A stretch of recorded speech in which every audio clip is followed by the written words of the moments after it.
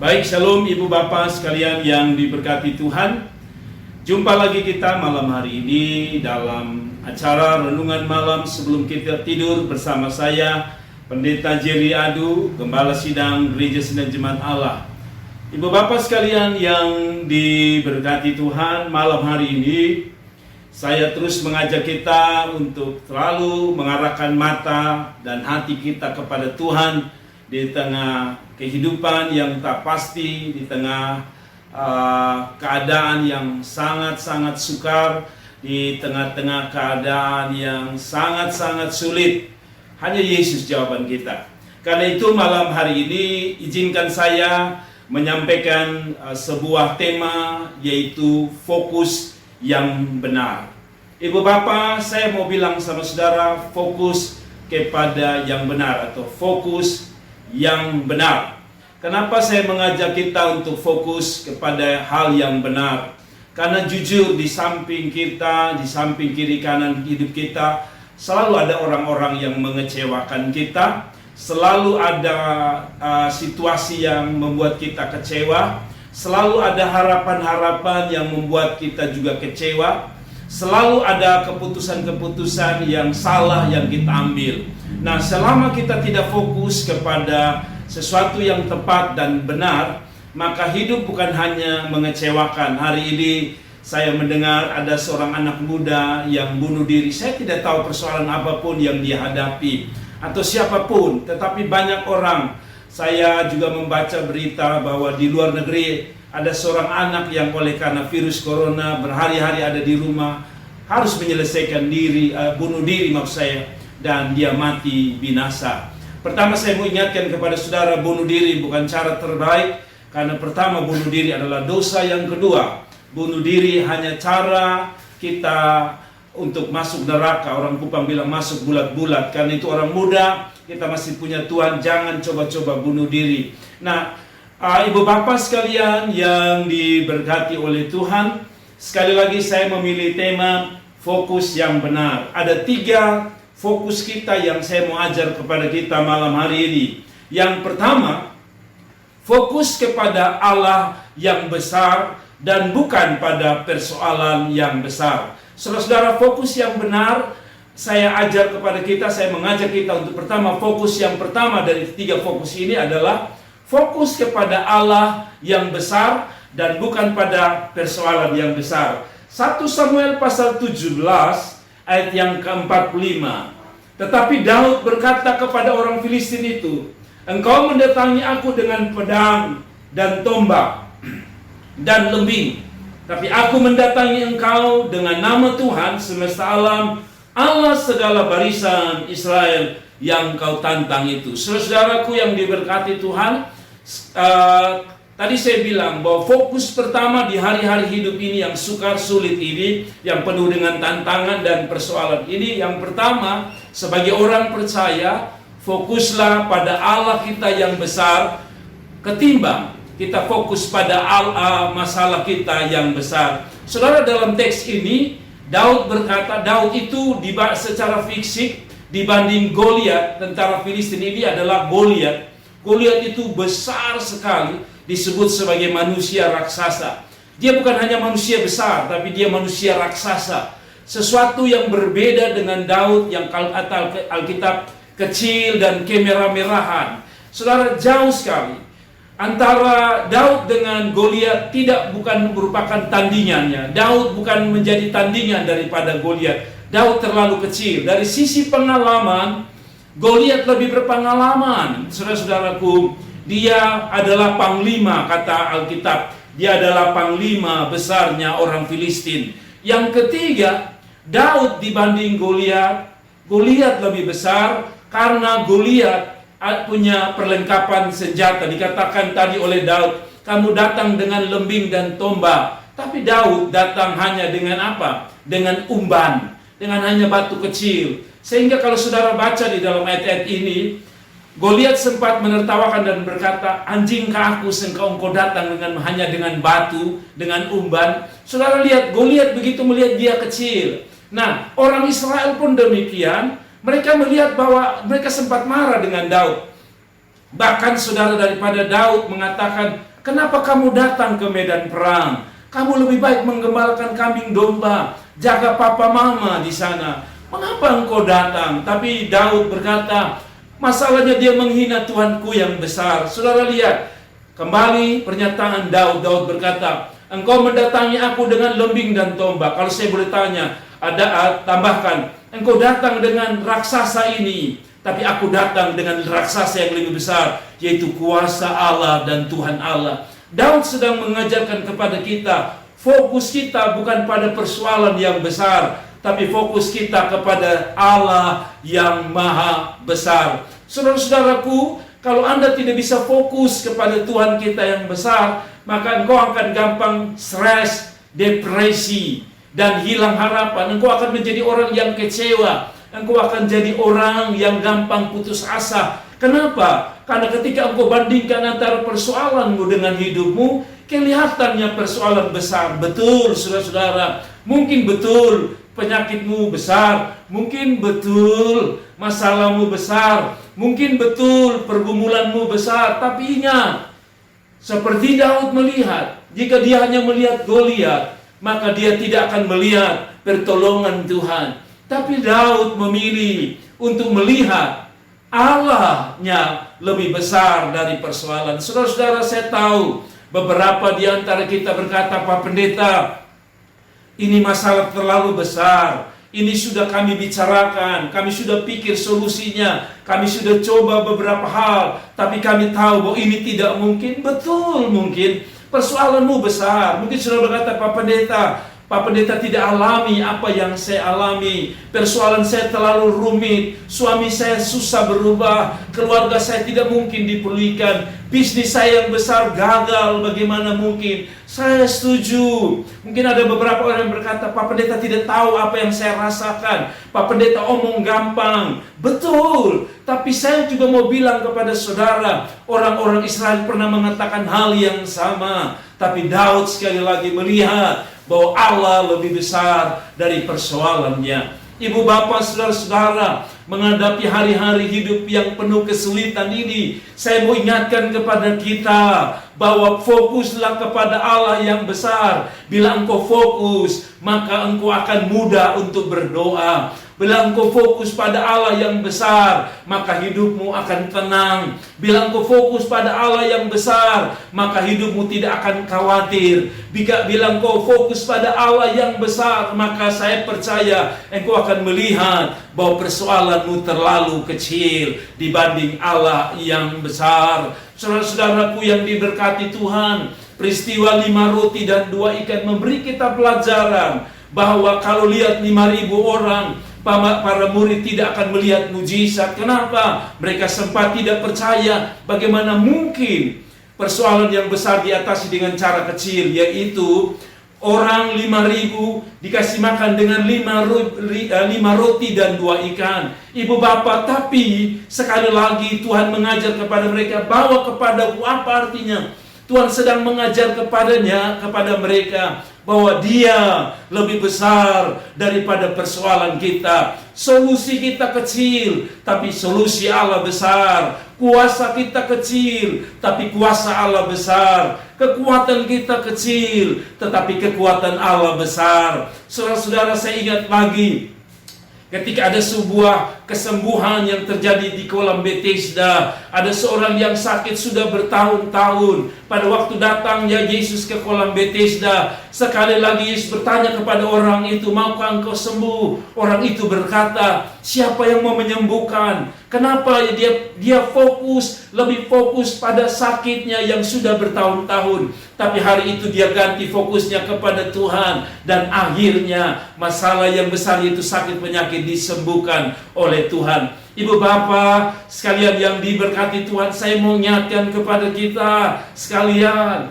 fokuslah kepada Allah yang besar, supaya hidup kita, iman kita makin besar dan makin berpengharapan. Ingat, Allah kita masih besar, dulu, sekarang, dan selamanya. Allah kita masih tetap, dulu, sekarang, dan selamanya. Dia yang perkasa menolong tokoh-tokoh Alkitab, Dia yang sama akan menolong hidupmu. Sekali lagi, Fokuslah kepada Allah yang besar dan bukan pada persoalanmu yang besar. Yang kedua, fokus yang benar adalah fokus bukan pada apa yang terjadi hari ini di dalam hidupmu, tapi fokuslah kepada apa yang akan terjadi di masa yang akan datang. Sekali lagi, fokus yang benar adalah fokus bukan pada apa yang terjadi hari-hari ini, tapi fokuslah kepada rencana Tuhan yang akan dilaksanakannya di masa yang akan datang. Saudara-saudara, sekali lagi saya ulangi, fokuslah kepada apa yang akan dikerjakan Tuhan di masa depan, bukan fokus pada apa yang terjadi hari ini. Saya baca Kejadian 50 ayat yang ke-20. Kejadian 50 ayat yang ke-20, firman Allah berkata, memang kamu telah mereka-reka yang jahat terhadap aku, tetapi Allah telah mereka-rekanya untuk kebaikan, dengan maksud melakukan seperti yang sekarang ini, saudara, yakni memelihara hidup suatu bangsa yang besar. Saudara-saudaraku yang diberkati Tuhan, saudara-saudara, pada waktu kita tahu konteks ini adalah Yusuf.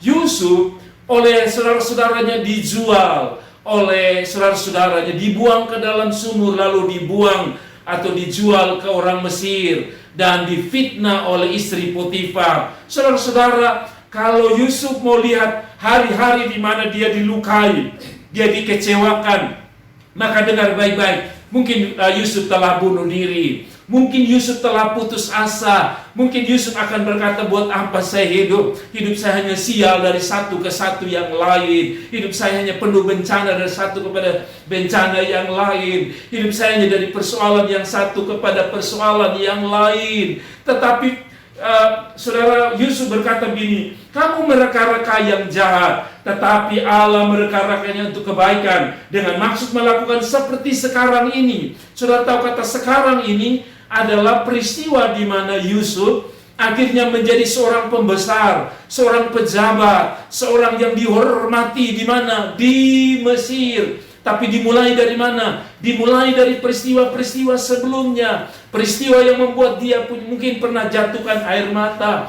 Peristiwa di mana dia pernah mungkin kecewa. Kalau dia fokus kepada peristiwa-peristiwa yang dulu, maka saya percaya, saudara-saudara, dia tidak akan jadi seorang yang luar biasa. Saudara lihat selalu, Yusuf selalu tidak melihat pada peristiwa yang terjadi di sekelilingnya. Kalau dia lebih fokus kepada apa yang terjadi, dia mungkin pada waktu berjumpa dengan saudara-saudaranya di Mesir, pada waktu kelaparan di Israel, dia bisa bunuh saudara-saudaranya. Tapi dia bilang, tidak, bukan kamu yang menyuruh aku ke sini, tapi Tuhan yang menghantar aku ke sini lewat kalian. Saudara-saudaraku yang diberkati Tuhan, saudara-saudara, ingatlah bahwa hari-hari ini adalah proses dari hari kemarin. Sekali lagi, hari-hari ini adalah akibat dari proses kemarin. Orang bisa berpendidikan sarjana hari ini karena dia telah melewati masa lalunya, yaitu SD, SMP, SMU, dan kuliah.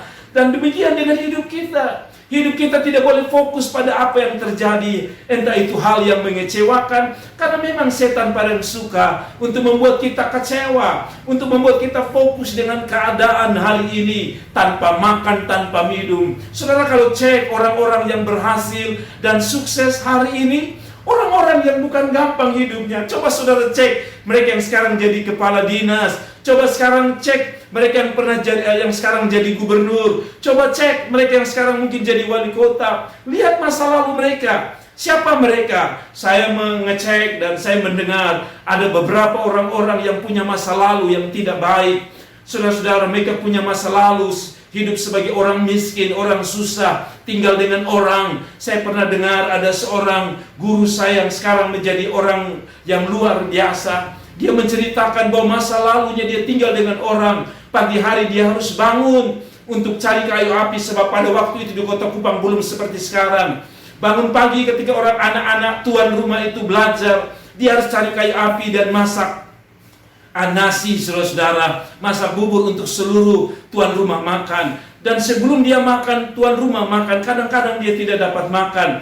Belum lagi dia terlambat ke sekolah. Dan ketika dia pulang, anak-anak tuannya sudah tidur, dia harus kerja. Tapi saudara tahu, akhirnya dia menjadi orang. Saya ingat persis dia menjadi wakil kepala sekolah kami di waktu saya SMA dulu. Saudara-saudara, dan sekarang saya dengar dia sudah menjadi seorang pejabat di salah satu kabupaten di NTT. Saya tidak sebut namanya, tapi saya mau ingatkan kepada saudara, jangan fokus pada situasi kita hari-hari ini.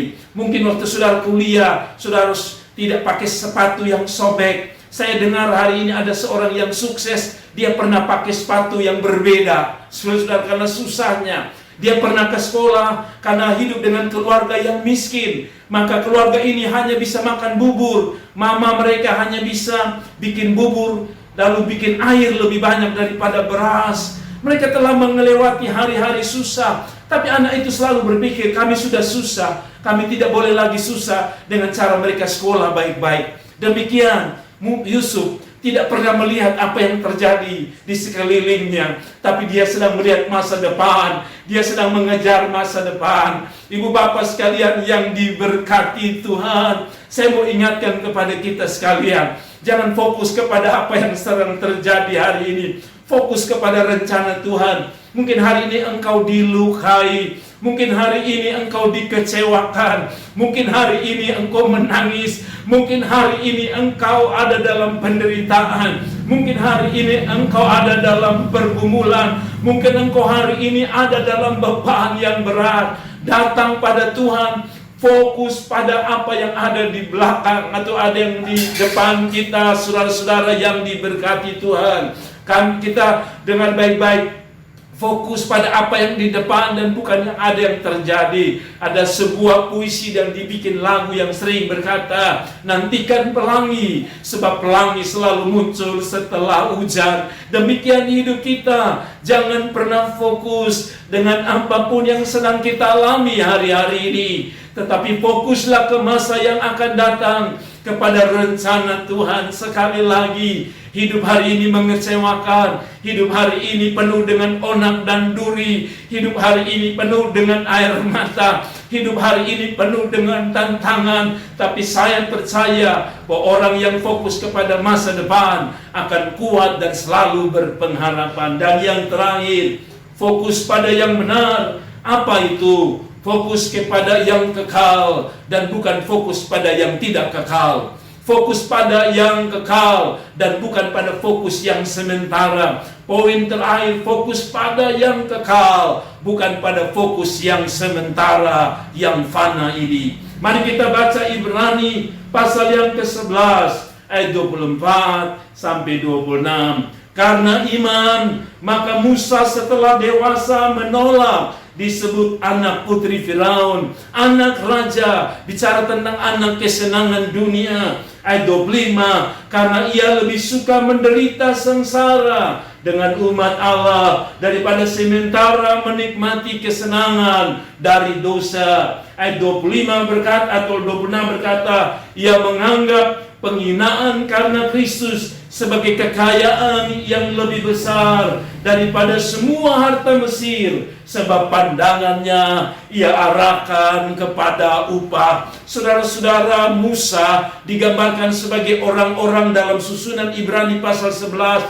sebagai orang-orang beriman. Orang-orang yang beriman adalah orang-orang yang selalu fokus pada cara hidup yang benar, pada fokus yang benar, bukan pada fokus sesuatu yang salah. Dan dalam konteks ini, Musa lebih fokus pada hal yang kekal, hal yang surgawi, hal yang membuat dia hidup selamanya daripada sesuatu kesenangan yang sementara. Digambarkan yang pertama di dalam ayat 24 sebagai anak Raja Mesir, anak kesenangan. Saudara-saudaraku, kesenangan di sini Mesir bicara tentang masa lalu, Mesir bicara tentang kehidupan lama, Mesir bicara tentang kehidupan kafir. Saudara-saudara, sekali lagi, saudara-saudara, kalau mau senang, Musa lebih pilih senang. Saya tahu dosa itu menyenangkan. Saya tahu dosa itu paling menyenangkan secara daging. Dosa itu enak dan dinikmati. Tapi dengar,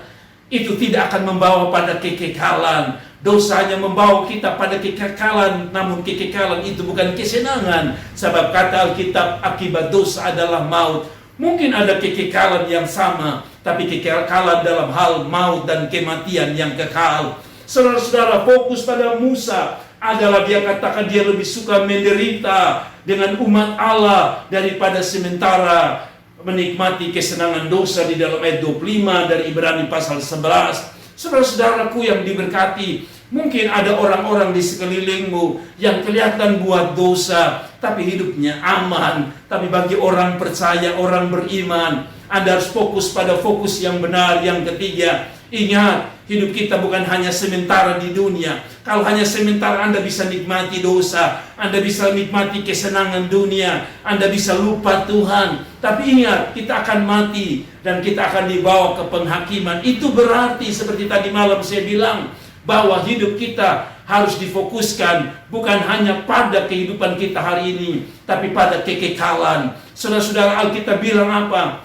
Apa gunanya engkau punya isi dunia kalau engkau binasa? Saudara-saudara, saya tahu kita harus fokus untuk cari makan, cari hidup, cari pangkat, cari kedudukan, supaya kita punya prestasi yang hebat sebagai anak Tuhan. Tapi saya mau mengajar kepada kita, ada fokus yang lebih indah. Musa sebenarnya bisa memilih yang lebih indah. Kalau ribuan tahun yang lalu Musa telah meninggalkan kesenangan dunia, mengapa kita harus mengambil sampah yang telah dibuang Musa? Sekali lagi, Musa telah buang kehidupan yang lama itu. Dia buang sebagai sampah di tempat sampah. Kenapa kita orang akhir zaman ini justru mengambil sampah itu dan menempelkan dalam hidup kita? Saudara, Paulus pernah berkata, pendidikannya, pengetahuannya, nama besarnya, dia berkata, aku melupakan apa yang di belakangku dan mengarahkan diri pada apa yang ada di depanku, yaitu panggilan surgawi. Baik Musa dan Paulus, mereka tidak fokus pada hari ini, mereka tidak fokus pada sesuatu yang tidak kekal, tapi mereka fokus pada kekekalan.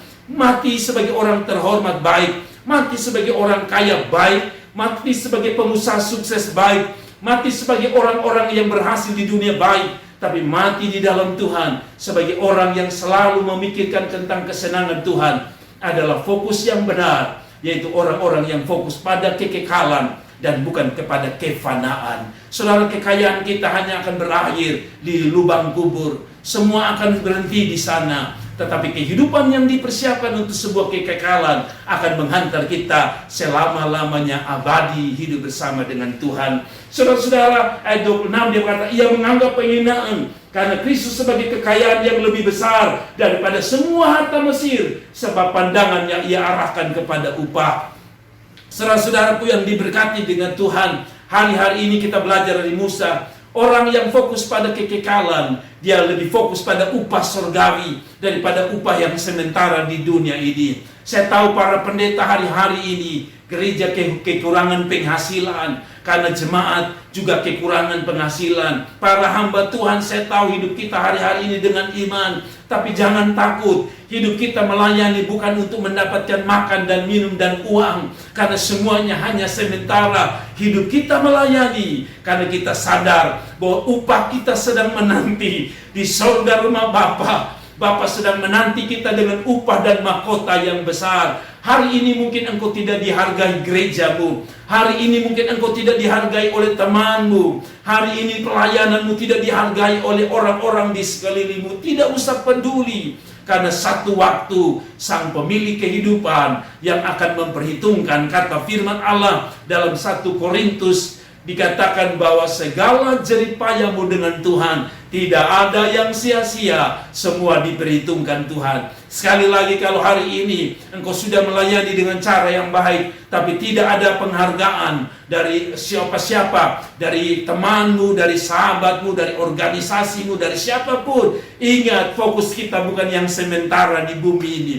Fokus kita adalah Allah yang memberi upah. Fokus kita pada kekekalan rumah Bapa di surga. Kalaupun hari ini engkau sulit, engkau ada di lingkungan yang sulit dan penuh penderitaan, ingat, hari ini kita boleh menderita, tapi satu waktu kita akan hidup senang bersama Tuhan di surga. Kiranya 3 fokus ini menjadi kunci kita untuk kita hidup di dunia yang sementara ini. Yang pertama, tadi saya bilang, fokuslah kepada Allah yang besar dan bukan pada persoalan yang besar. Yang kedua, fokuslah kepada masa depan bersama dengan Tuhan, bukan pada hari ini yang kita alami sesuatu yang menyakitkan. Dan yang terakhir, fokuslah pada hidup yang kekal, karena di dunia hanya semuanya mengecewakan. Kiranya Tuhan memberkati lewat firman Allah ini, dan saya berharap kita menjadi orang-orang yang tetap kuat di dalam Tuhan. Tuhan Yesus memberkati kita sekalian. Amin.